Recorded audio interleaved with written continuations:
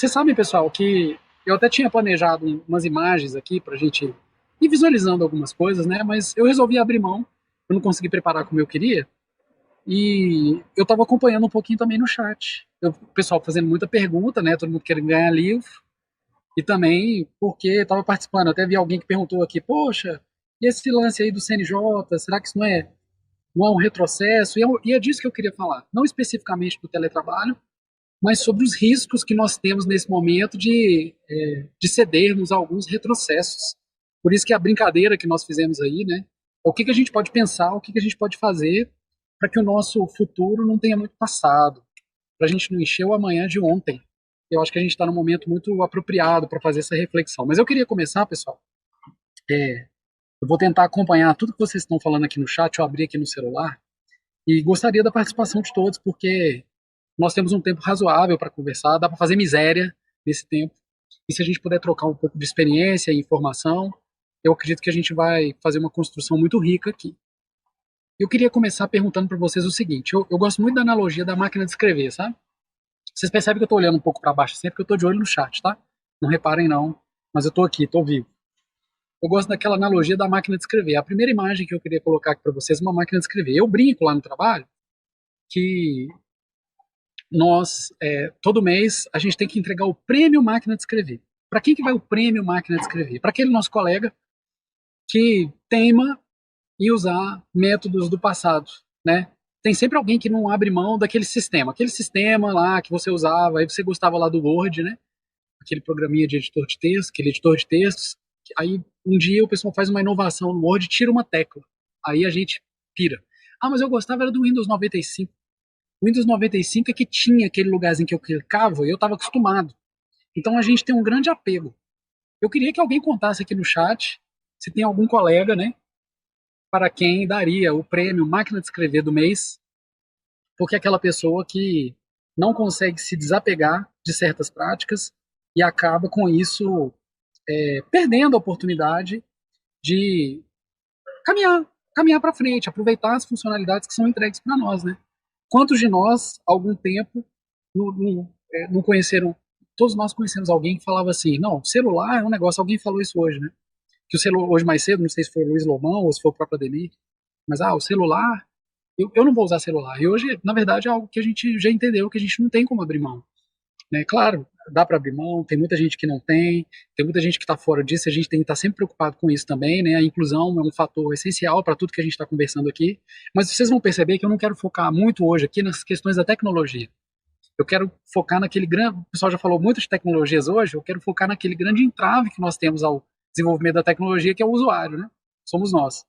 O pessoal está comentando aqui que vai instituir o prêmio Máquina de Escrever também. Alguém já falou do CNJ, eu quero falar do CNJ, tá, pessoal? Eu quero falar do CNJ, da resolução do teletrabalho, do trabalho híbrido.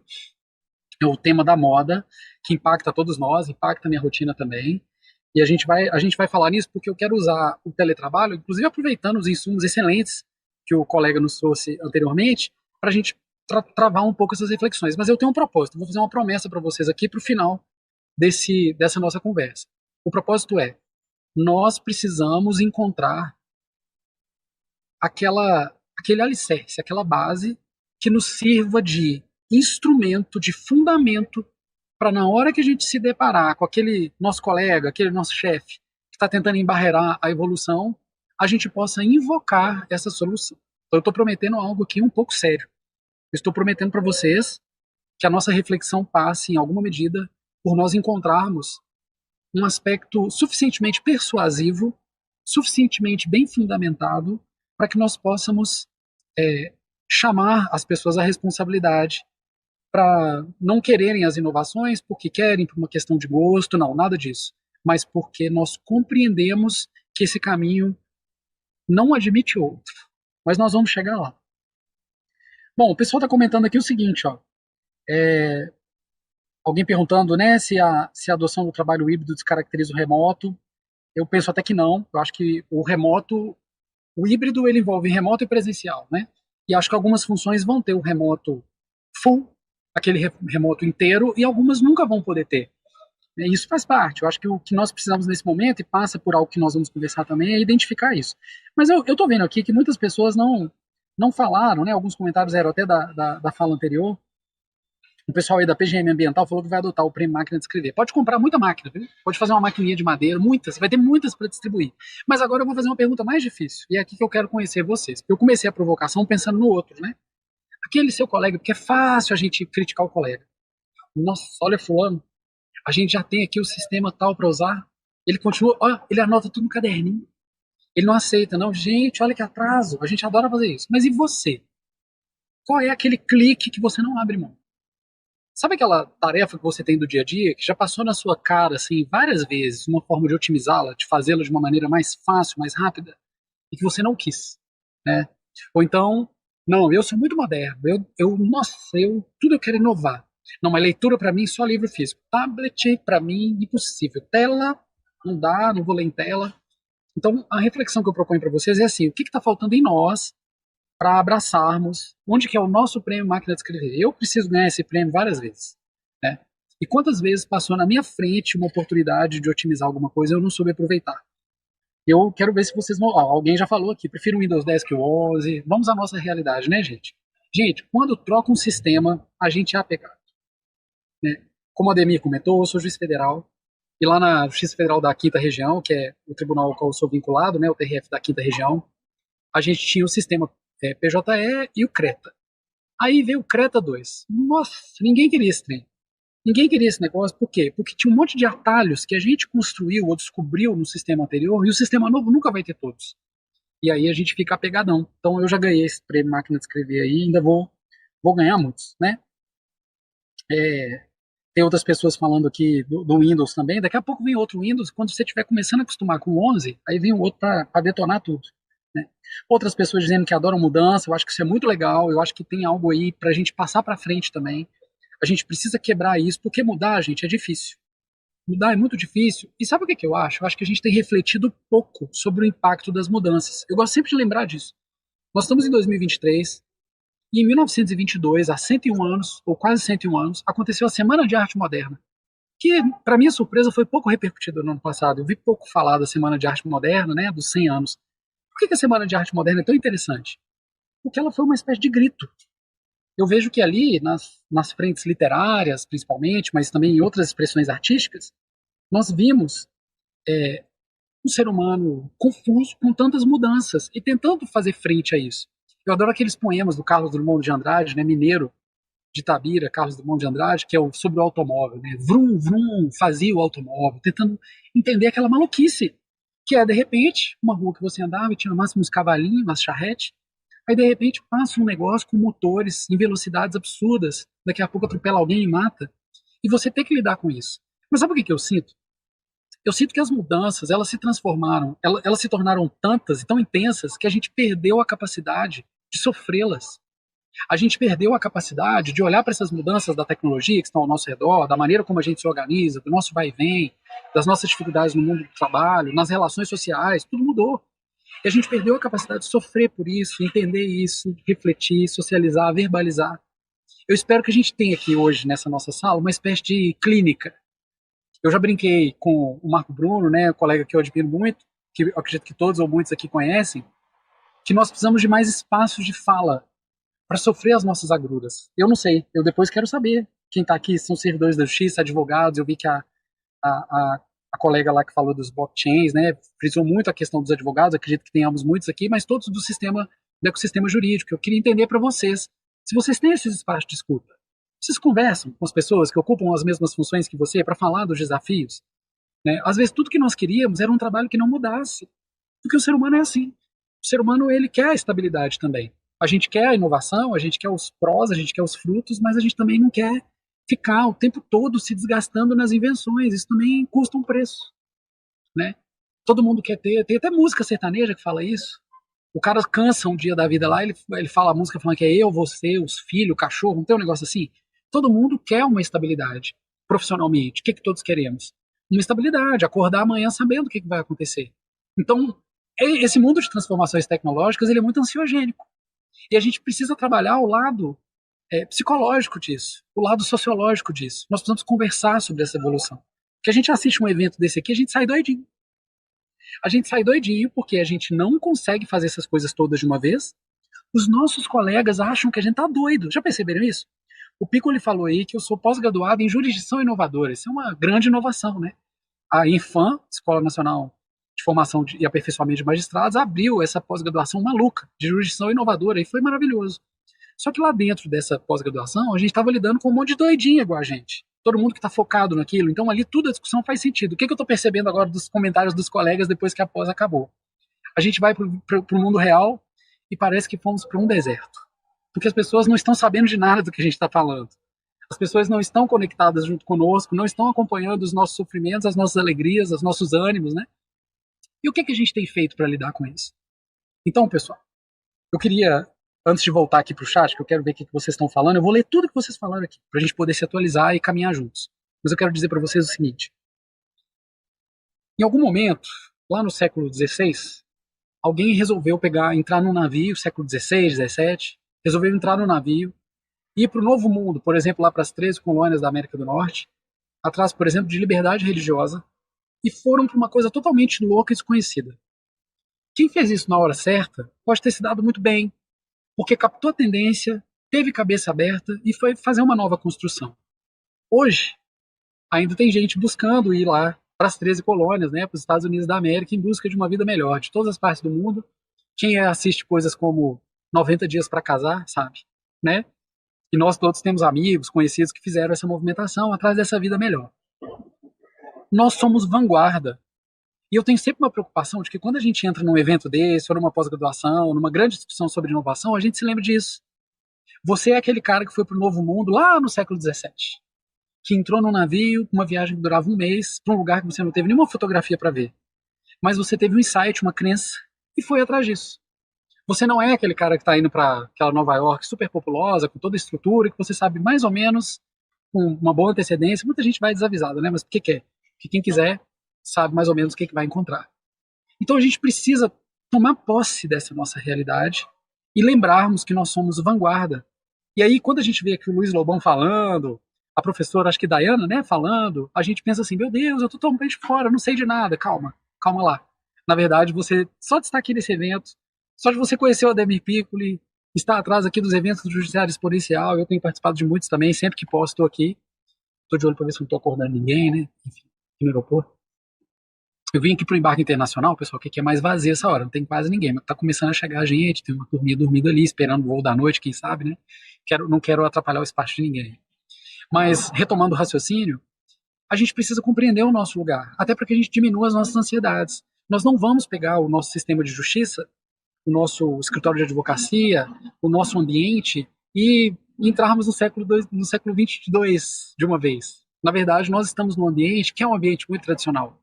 E nós precisamos ter essa tranquilidade, essa calma, para saber que o prêmio máquina de escrever ainda vai ser muito distribuído. E que talvez isso seja bom também. Nós precisamos tirar uma utilidade disso, porque isso vai nos ajudar a fazer movimentos calmos, movimentos sustentáveis. A gente está vivendo isso com o teletrabalho hoje. Parece que o teletrabalho andou muito rápido e agora tem uma força fazendo ou tentando fazer ele andar para trás. Eu já prometi que nós vamos falar sobre isso e vamos. Então, eu estou deixando essas reflexões no ar e vou agora aqui no chat, né? Deixa eu ver se eu peguei tudo, né? Porque aqui não tem exatamente o horário. Eu parei o chat para poder ver o que vocês estão compartilhando. Mas muita gente falando que adora a mudança, né? E gente dizendo que persiste nos sistemas antigos, por exemplo, porque eles são mais estáveis. É terrível, você troca de sistema e de repente ele cai. Coisas que o outro não fazia, você perde dados. Isso acontece. Ninguém quer isso, né?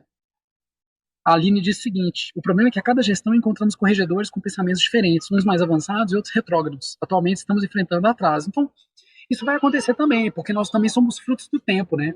Mesmo pessoas que tinham um pensamento muito conservador durante a pandemia foram obrigados a se colocar para frente. E pessoas que têm um comportamento progressista agora no pós-pandemia estão tendo dificuldade, porque existe um movimento de quem quer alguns retornos que está pressionando esse pessoal, né? No caso da magistratura, por exemplo, uma grande pressão da advocacia, da sociedade, né? Gente que não compreendeu ainda como o trabalho pode acontecer, né? Na justiça, dos servidores, mesmo parte dele ou todo ele para algumas categorias à distância, e acham que o trabalho só pode ser medido pela presença física. O que nós temos que ter dessas pessoas? Temos que ter compaixão, porque elas ainda não compreenderam. Elas ainda estão com um pedacinho lá da cabeça no século XX. É o nosso trabalho trazer insumos, informações para que elas compreendam que o século XXI admite outras modalidades. E nós não vamos fazer isso no grito, nem na marra. Nós precisamos fazer isso com fraternidade e empatia, que são valores constitucionais também. A fraternidade está escrita expressamente lá, e a empatia a gente pode deduzir de uma série de princípios constitucionais. Então, esse problema acontece mesmo, viu, Aline? A questão da descontinuidade de gestões, né, esses 2 aninhos que duram as gestões do Poder Judiciário é uma grande questão. Só que, vocês se lembram, eu tinha lá, eu comentei que sou aqui de Belo Horizonte, né, e fiz o grupo escolar lá na Escola Estadual Barão de Macaúbas. Aí tinha uma brincadeira lá da primeira, quarta série que era corrente. Olha a corrente que leva a gente, aí vinha os coleguinhas assim de mão dada, ou você entrava naquela corrente e dava a mão para aumentar a corrente, ou você ia ser arrastado por ela. Então, na época que os sistemas, né, que entrou o computador, muita gente falou, eu estou muito bem com a minha máquina de escrever. Nunca precisei disso. Nunca precisei disso. Sou um advogado de sucesso, sou um juiz de sucesso, sou um promotor de sucesso. Minha máquina de escrever, eu vejo o que eu estou escrevendo. Eu tô com um papel aqui, ó. Não é esse negócio que está lá dentro do computador, que eu não sei se amanhã eu vou perder. Muita gente falou isso. Mas a corrente levou, né? E quando os sistemas de gestão processual entraram em cena, teve gente que entrou com ações judiciais para obter o direito de continuar peticionando no papel. Isso não tem muito tempo, não. Né? Sem nos descuidarmos da inclusão, nós estamos vendo que a corrente está levando. Então fiquem tranquilos, que já tem certas coisas que hoje parece que estão indo e vindo e que parecem que são opções, que já a realidade vai bater na porta, fazer toque, toque, toque, e a gente vai mergulhar nisso no tempo devido, da forma devida, né? A Edinalva falou que essa fala, né, lembrou do PJE, a questão da mudança de sistemas. Muita gente negou por muito tempo o PJE. Os primeiros sistemas, né, pessoal, eles foram meio que uma prateleira virtual, nada mais. Ele não fazia nada além disso. Era só uma outra forma de você colocar o processo, ao invés de uma prateleira física, você colocava numa prateleira virtual. E a gente já superou isso. Hoje os sistemas são muito mais completos, né, e complexos e fazem uma série de tarefas, né. O Código Morse falou aqui que o mercado não para, né, que às vezes até as tecnologias muito boas não foram para frente porque nós não estávamos prontos. Tem um texto muito legal para tentar entender, né, Elogio da Loucura, aqueles textos lá do século XVI, XVII, em que a gente tenta entender, por exemplo, se Leonardo da Vinci era um homem à frente do seu tempo. O fato é que ele fez protótipos de máquinas voadoras que ele não pôde realizar porque não havia tecnologia de construir aquilo, e de testar aquilo, prototipar aquilo. Então, algumas discussões a gente só vai conseguir quando o contexto autorizar. Tem coisas que nós podemos falar hoje que há 10 anos era impossível que a gente dissesse. É importante a gente ter isso em mente como uma palavra de ânimo, né? Uma coisa que nos impulsiona, assim, a pensarmos que outros passos acontecerão também. A Bárbara falou que ela é a doida da agenda de papel, né? Todo lugar tem, né? E eu acho um barato. Esses dias, o Ademir comentou, né, que eu estou trabalhando no Superior Tribunal de Justiça, estou convocado lá pelo excelentíssimo ministro Paulo Fernandes, que, para minha sorte, é uma pessoa totalmente aberta à inovação, uma pessoa que ouve, que escuta, que já participou de desenvolvimento de muitas tendências que hoje são realidades aí para o judiciário como um todo, como implementação de computadores, né, e outras coisas que ele já fez também. E como ele é vice-presidente do tribunal, nós participamos do plantão judicial, né? E alguns colegas, por um hábito antigo, levam suas agendas, suas anotações e anotam todos os processos que trabalharam no plantão. E aí a gente olha às vezes e fala assim, nossa, será que precisava, né? Tá tudo ali. Aí um dia você vai pegar um relatório lá de processo e você descobre que o sistema não faz um relatório dessa forma que você quer e que a sua anotação garantia. Então a gente tem que ter muito respeito por essa tradição, aquilo que funciona para nós. Porque às vezes eu vou ter um ambiente totalmente tecnológico, mas tem certas coisas que para eu me sentir bem, eu preciso manter aquele meu jeito. E a gente não pode demonizar isso. Tem a ver com aquilo que eu disse, o espaço de fala. A gente vê como que essa tecnologia está nos fazendo bem ou mal. Senão daqui a pouco a gente está totalmente entregue em algo que a gente não está feliz. E o que adianta a gente ter todos os blockchains, os melhores sistemas, a inteligência artificial, o holograma, provando os nossos tênis no tamanho real, sem ter que ir na loja, e tudo funcionando muito bem, mas a gente não está feliz, porque a gente não está conectado com o mundo. É a ideia do propósito. A ideia do propósito vai aparecer muitas vezes aqui. Então, a louca da agenda é alguém que merece nosso respeito, viu? Fique tranquila, Bárbara. A Clarissa falou que também não consegue abrir mão do livro físico. É verdade.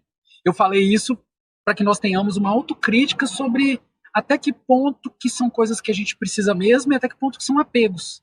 E aqui eu começo a dar para vocês o, o, o ponto a chave para a conclusão que eu quero chegar ao final. Eu acho que nós precisamos distinguir o que são os nossos apegos e o que são as coisas que nós precisamos. O trabalho presencial, totalmente presencial, ou quase todo presencial, é algo que nós realmente precisamos ou é nosso apego? Se eu perceber que eu vou ao trabalho e tem coisas que eu só faço porque eu fui lá, eu tenho aí uma sinalização importante. Eu preciso do trabalho presencial.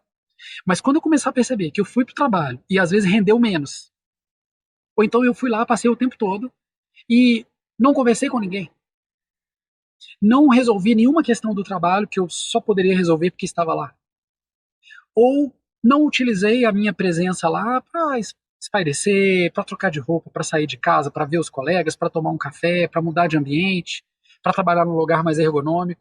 Se eu perceber que não houve esses ganhos, eu estou diante do apego.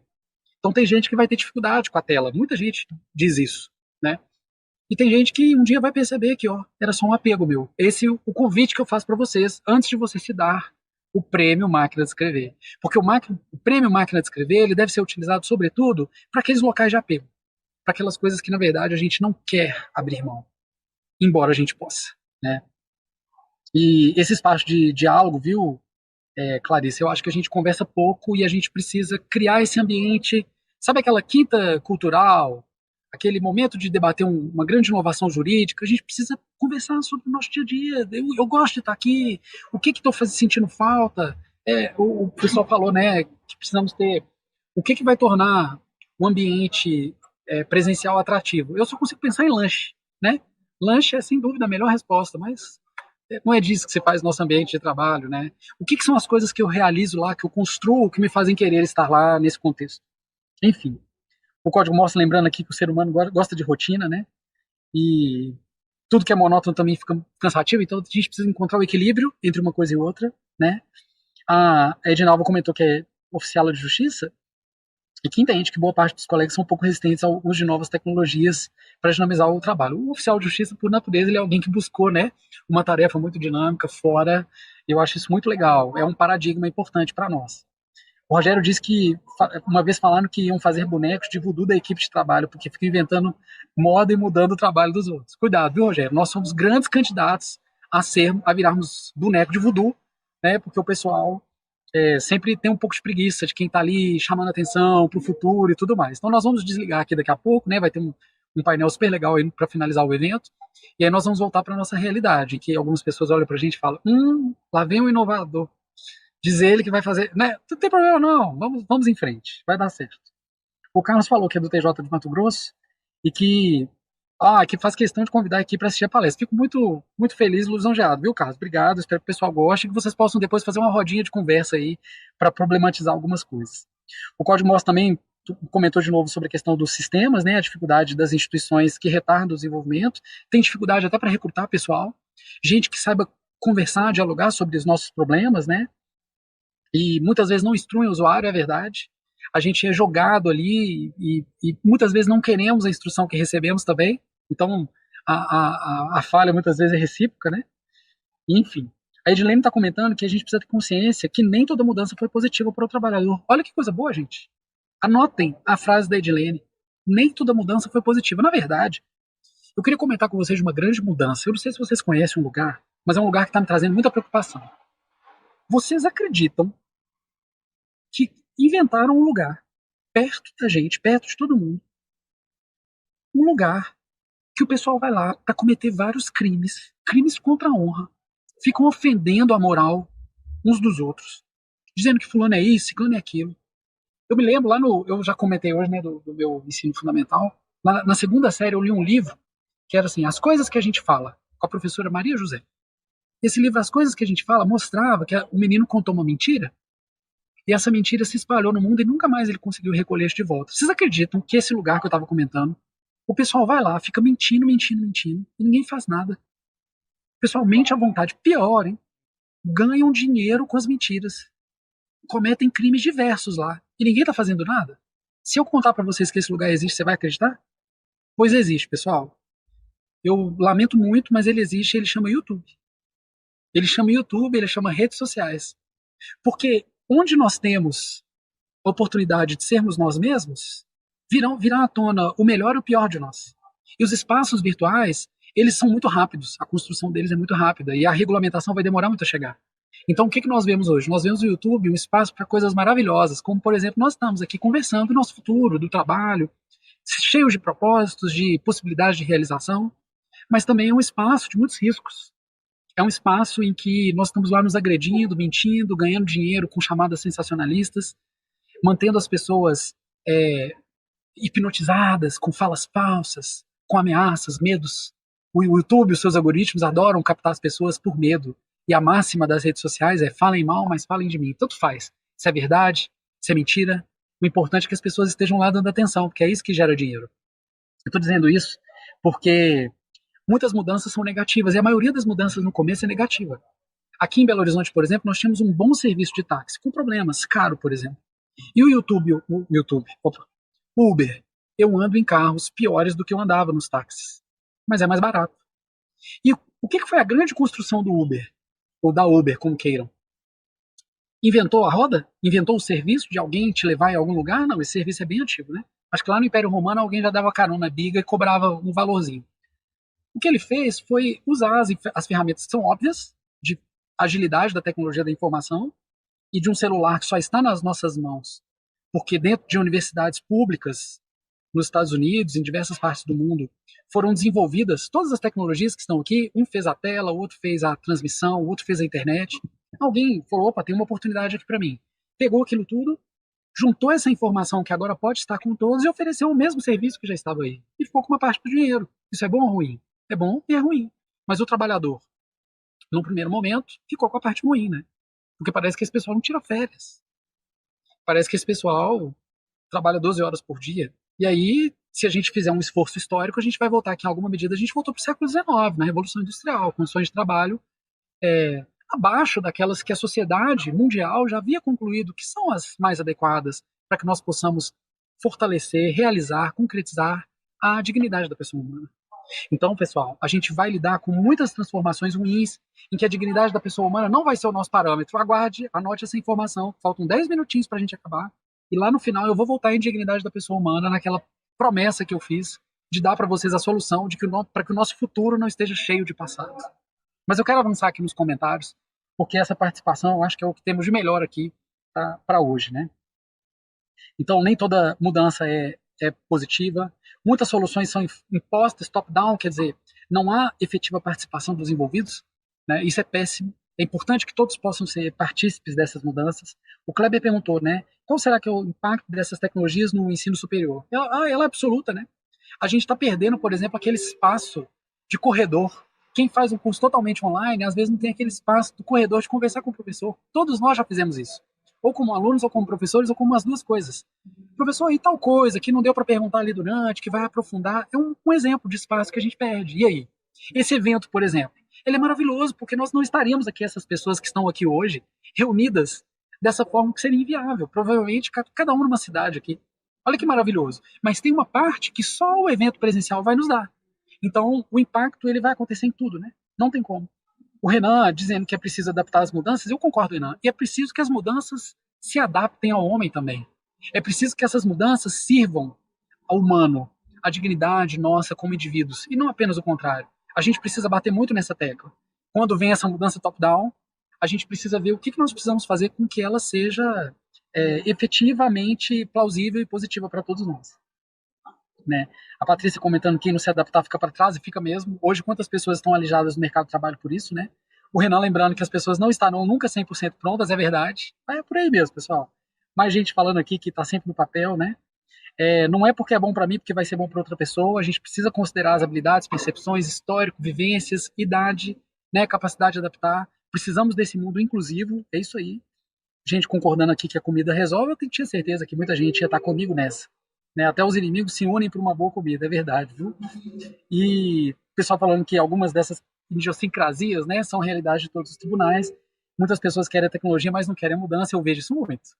A gente quer todos os benefícios do que anda para frente, né, mas não quer abrir mão de nada que a gente tem. E assim não vai funcionar. A gente certamente vai ter que revolucionar em algumas questões, né? o lugar em que tudo é permitido, a terra sem lei, o pessoal reverberando aqui a brincadeira que eu fiz com o YouTube, né? E aos poucos eu acho que a gente tende a encontrar um caminho para esse equilíbrio também. A Clarissa comentou que é servidora do TJ de Minas e que a instituição tem caminhado cada vez mais para inovação. É verdade. Temos visto muito movimento, tive colegas aí, como o Rodrigo, do TJ de Minas, lá na pós-graduação em jurisdição inovadora, paradigmática. É... Muito bem, pessoal. Eu acho que deu para dar um papo geral aqui. E percebam que o meu objetivo número um aqui é provocar reflexões, né? Eu não trago nada apocalíptico, não trago nenhuma grande inovação, como os colegas já trouxeram hoje aí para nós, para que nós fiquemos ali acesos, né? Mas eu trago essa reflexão e agora eu vou falar um pouquinho mais do teletrabalho, desse vai e vem que a gente viveu e sofreu com o teletrabalho, e vou falar com aquela minha resposta para todos os males. Não é uma panaceia que vai curar todas as doenças, não, mas é algo em que eu acho que nós temos que nos apegar muito. Pessoal, o movimento do teletrabalho foi muito interessante. O teletrabalho já existia antes da pandemia. Eu tive uma experiência muito interessante quando eu era advogado da União, porque o órgão que eu trabalhava, que era a Secretaria-Geral de Contencioso, por um tempo eu trabalhei lá, fez uma primeira experiência de teletrabalho. Pegaram 4 advogados e colocaram num teletrabalho com várias regrinhas. Vamos ver se isso funciona, vamos ver se dá certo. E eu estava nessa primeira equipe que trabalhou em teletrabalho lá, ou que laborou em teletrabalho para ficar um pouco menos feia a frase. E o que nós vimos? Nós vimos que algumas pessoas se adaptaram muito bem, mas os gestores, né, os nossos chefes da época disseram, algumas pessoas não se adaptaram tão bem. E mesmo assim foi crescendo, mais pessoas entraram em teletrabalho, muitas pessoas queriam, muitas pessoas adaptaram as suas conveniências pessoais e nem todo mundo se adaptou tão bem. O que aconteceu? Algumas pessoas se desconectaram do trabalho. Algumas pessoas transformaram o trabalho num bico da vida. É aquele, eles me dão um cala-boca, eu vou dar um também para ninguém me encher o saco. É isso. Falando de uma maneira até um pouco chula, peço desculpas, mas porque as pessoas pararam de se envolver com o trabalho e você estar fisicamente distante dificulta o envolvimento e foram viver a vida delas, né? Um é colecionador de tampinhas, o outro acompanha todos os movimentos do time de futebol, a outra, na verdade, nunca quis ter aquele trabalho, o sonho era ter um pet shop, mas é obrigado a ter aquilo ali, mas aí foi viver coisas que prefere, né? E às vezes a gente acabou deixando para trás algumas coisas. O problema é que a pandemia nos jogou, nos empurrou nisso, quiséssemos ou não. Mesmo a pessoa mais reticente e mais resistente teve que ser obrigada a lidar com o teletrabalho. E qual foi a consequência disso? A consequência disso é que a gente entrou num teletrabalho meio, eu gosto dessa expressão, meio mal enjambrado, não sei se ela existe não, mas eu falo sempre. Meio desorganizado, meio na marra. E isso trouxe prós e contras. O principal benefício dessa forma que a gente entrou no teletrabalho foi que a gente foi obrigado a ver coisas que são possíveis. Na marra, a gente viu que algumas das resistências não se justificavam.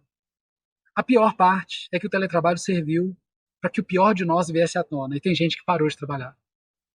Tem gente que se escondeu ainda mais do trabalho. Essa pessoa que se esconde do trabalho, no serviço público tem, na empresa privada tem, ela continua existindo, ela existe fisicamente, ela existe no teletrabalho. Mas ficou mais fácil para ela. E os gestores, os mais comprometidos, os mais envolvidos, começaram a ter que trabalhar ainda mais. Então o teletrabalho, como toda tecnologia, ele aprofundou as desigualdades. A tecnologia no Uber aprofundou a desigualdade, porque o motorista do Uber passou a ser um cara com condições ainda mais precárias de trabalho, e os grandes acionistas que ganham dinheiro com uma empresa que ainda é deficitária passaram a ter um apartamento ainda mais perto do Central Park, em Nova York. Aprofundou as desigualdades. E no teletrabalho também. Eu estou falando aqui com vocês uma pessoa completamente favorável ao teletrabalho. Estou sempre ali falando alguma coisa com o ministro e tudo. Como eu comentei, né, ele sempre nos ouve muito, uma pessoa com quem é extremamente prazeroso trabalhar, mas sempre dando a voz da ponderação, da experiência, porque sabe que a gente precisa fazer esses movimentos com muito cuidado para que nós não aprofundemos também as desigualdades. Nós não podemos ter subservidores, subadvogados da União, subprocuradores, subpromotores ou subjuízes. Nós precisamos de todas as pessoas ali igualmente envolvidas, e nem todos se adaptam à leitura no tablet, nem todos se adaptarão ao teletrabalho.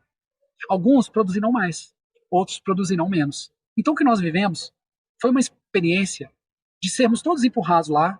Quando o pessoal fala assim, Qual que é o grande problema do Poder Judiciário? Eu tenho a resposta. Eu tô dizendo essa resposta aqui há anos, ninguém me ouve.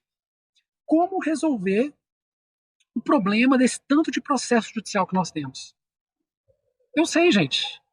É simples. Parem de brigar. Vamos parar de brigar? Vamos cada um cuidar do que é seu? Vamos seguir lá os três postulados do direito romano, né? Viver honestamente, a cada um o que é seu.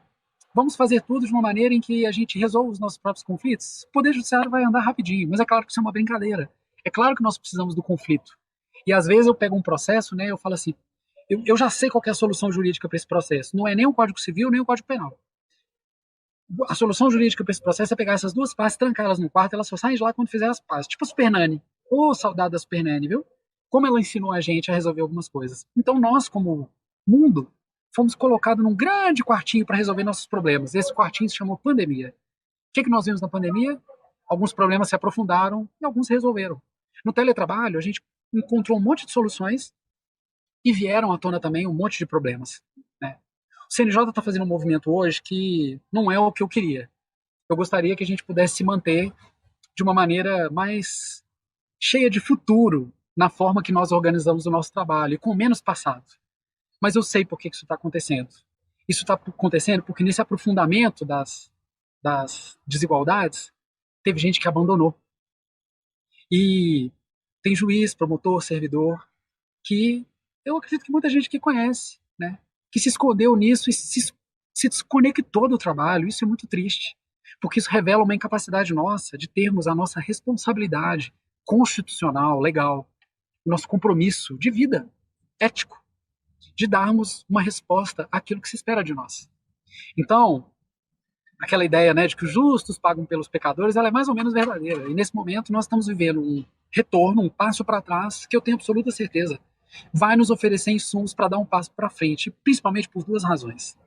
Primeiro, porque o mundo muda e o teletrabalho é a nova máquina de escrever.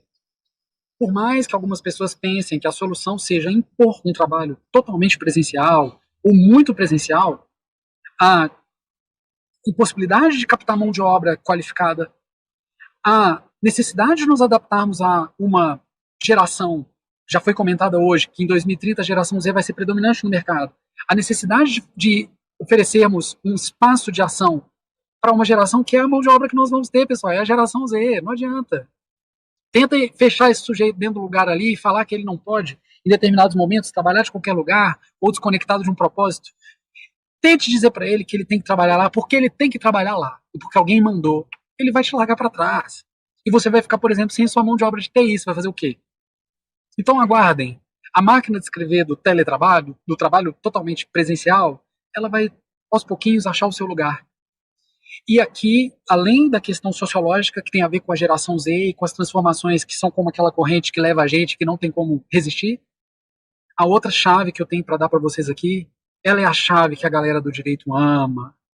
Ela é a chave em que nós precisamos nos basear, até porque nós vivemos um Estado democrático de direito. E a democracia, essa beleza maravilhosa que é, tão recente e tão frequentemente vilipendiada, sofrida, atacada, porque ela obriga as pessoas a andarem de mãos dadas, como um corpo coletivo.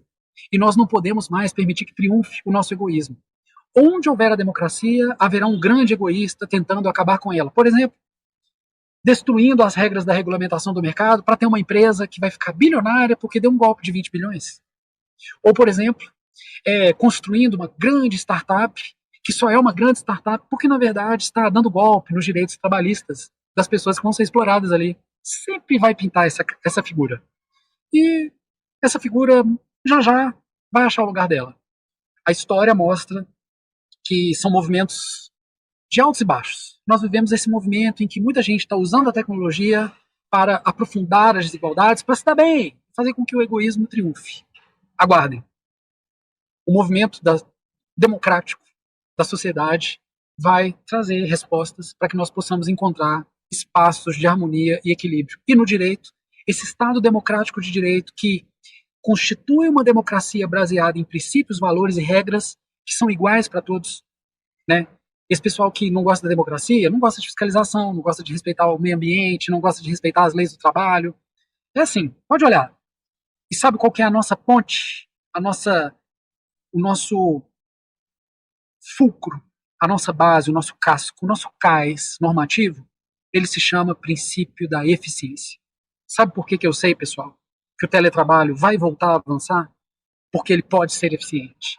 E porque se nós encontrarmos a maneira certa de fazê-lo, nós vamos ter um futuro com menos passado e efetivamente com mais século 22 do que 20, porque tem muita coisa do nosso dia a dia que é totalmente século 21, que nós não fazíamos até o ano 2000.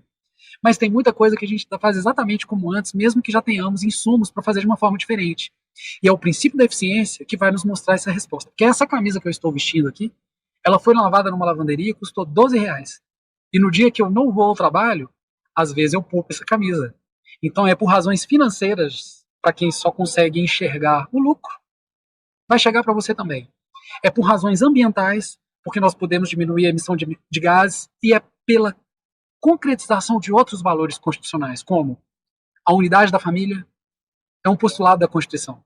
A proteção à infância é um postulado da Constituição. Imagine uma criança poder viver até 1, 2 anos com os pais muito próximos. Esse dia está chegando.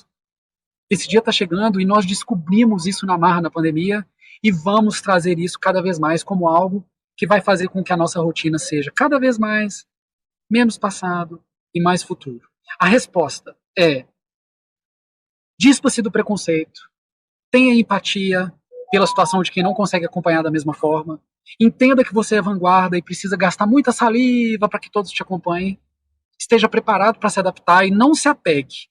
E tente entender na sua organização o que é apego e o que é necessidade, para que você encontre um recorte correto, use as palavras corretas de fraternidade, de empatia, de compreensão, para que nós possamos promover a igualdade, a fim de que não aprofundemos as desigualdades pelo uso da tecnologia e tenhamos sempre uma resposta focada em produtividade, em eficiência, para justificar as nossas escolhas. É assim que eu espero que a gente se prepare, com muita conversa, com muita reflexão, com muito pensamento no humano e fortalecimento da dignidade da pessoa humana, para que nós possamos encontrar uma maneira de que o nosso futuro não ande para trás e que, ao invés de dar um passo para trás, apenas a gente deu algum passinho para trás para dar vários para frente.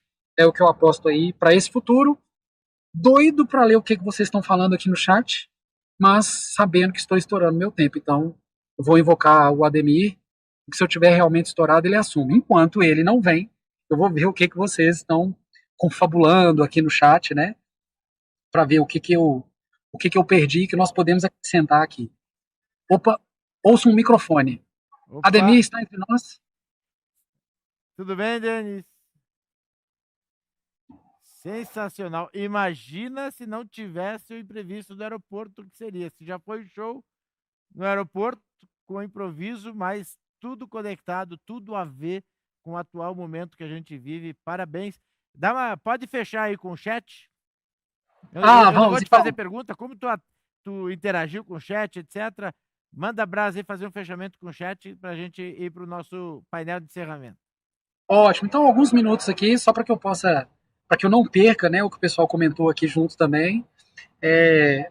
A Ednalva falou, né, da necessidade de sermos seletivos aí com as nossas escolhas, né? Isso eu já tinha até passado aqui, que eu vi um comentário da Clarice que eu já tinha visto.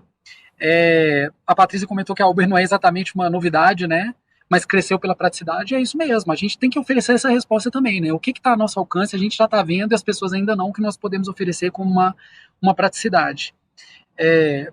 A Tamires comentou que também é do TJ de Minas, né? E que realmente o tribunal tem caminhado muito pela inovação. Isso é muito bom, pessoal. Compartilhem, né? Compartilhem esses movimentos que são muito importantes. A Ednalva está agradecendo aqui. Obrigado, Ednalva, pela gentileza, né? Eu acho que a gente vai aprendendo muito nesse compartilhamento e vamos criando esse ambiente favorável. A Maria Helena falando que gostou das provocações. Espero que você replique essas provocações por aí, viu, Maria Helena? Obrigado. A Ednalva fala, né, corroborando aqui a ideia de que nós possamos fazer tudo de maneira conciliada, né? E, enfim, muitas coisas legais aqui. O Alessandro lembrando que no judiciário a maioria das coisas pode ser feita de forma remota, né? É verdade, a gente ainda tem uma parte do atendimento, a nossa necessidade humana, mas como é um trabalho predominantemente intelectual, muita coisa funciona, né? A Gardenia falando que essa visão positiva é importante, mas que a gente às vezes tem um pouco de dúvida, né? Eu também. Todos nós temos, né? Tem hora que a gente fala, pô, será que não vai andar assim? mas a gente tem que dar aquela empurrada, né? E encontrar aí quais que são os nossos, os nossos pontos de equilíbrio, né? Para a gente se basear e caminhar. Cláudia, obrigado pela gentileza, a Bárbara também, outras pessoas aqui concordando, corroborando, né? Falando da importância da eficiência, da responsabilidade, enfim, muitos comentários aqui gentis, e eu espero que vocês compartilhem essa gentileza aí que tiveram comigo com aqueles que estão ao nosso redor, para que a gente não seja, né, preconceituoso com as nossas exigências para aqueles que estão junto de nós. E eu finalizo lembrando que dentro desse contexto todo, esses dias eu vi uma reportagem no UOL que eu achei muito tocante, né, mostrando alguns senhores de idade, principalmente em São Paulo, que não conseguem mais acompanhar o Campeonato Paulista. Porque antes passava tudo numa emissora só e passava na TV aberta, que eles dominam a tecnologia. E hoje, esses jogos, uma parte está numa plataforma que cada time vendeu para alguém, é uma tecnologia que eles não dominam, o acesso é complexo, né? O custo ficou mais alto, e pessoas que já aposentadas, que têm uma vida ligada ao futebol, se não tiverem um neto, alguém que possa ajudá-los naquele momento, não conseguem acompanhar.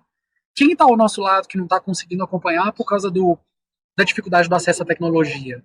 O que nós temos feito por essas pessoas? Então a gente precisa andar para frente, de mãos dadas, pensando em eficiência, produtividade, com empatia, para que concretizemos com fraternidade a dignidade da pessoa humana, já que a resposta final para todas essas nossas discussões aqui é a felicidade dos envolvidos. Não é mais lucro, mais rapidez ou processos que finalizam mais rapidamente. É uma sociedade formada por pessoas felizes. Não vamos nos esquecer que isso também é um normativo constitucional que podemos extrair ali de diversos princípios e temos a responsabilidade de concretizar. Pessoal, muito obrigado. Ademir, mais uma vez, obrigado pelo convite. Obrigado por promover esses eventos aí que são tão importantes para o nosso sistema, né? Para toda a galera aí do judiciário e da tecnologia que se unem aqui muitas vezes em torno das atividades do Judiciário Exponencial. Obrigado, amigos que estiveram conosco. Vamos seguir aí aproveitando a programação e espero que possamos nos encontrar outras vezes também. Muito obrigado, Denis França. Foi um show muito bom. Muito obrigado por ter participado, por aceitar o convite e por interagir com o público. Eles adoraram vir pelo chat, tu aqueceu o nosso público e foi muito bom. Parabéns. Essa reflexão, ela não para por aqui, né? Apenas o começo. A gente vai andar muito ainda dialogando sobre a tecnologia, sobre essas oportunidades que a gente tem de proporcionar uma ambiência melhor, tanto na convivência corporativa e até como cidadão, né, na sociedade. Parabéns pelas suas reflexões, Denis.